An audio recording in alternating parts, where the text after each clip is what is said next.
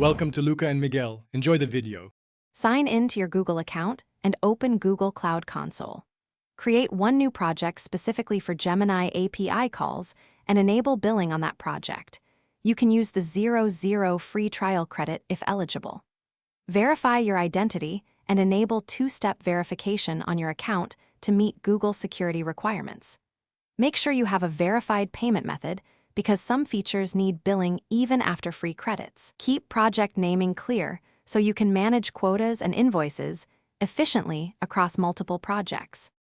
In Cloud Console, go to APIs and Services and enable the Vertex AI API, Gemini API, or the specific endpoint you plan to use.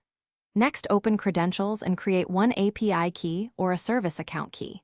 API keys are simple for quick testing, while service accounts are best for production.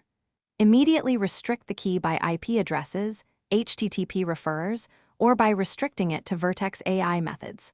For service accounts, download the JSON key and assign least privilege roles like Vertex AI user to limit risk. Test your new credentials with a simple curl request.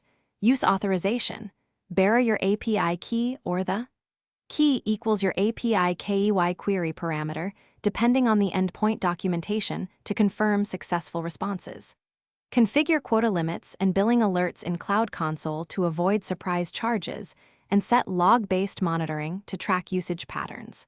Rotate and revoke keys every 90 days or after suspected exposure, and store secrets in a secret manager or environment variables rather than committing them in code.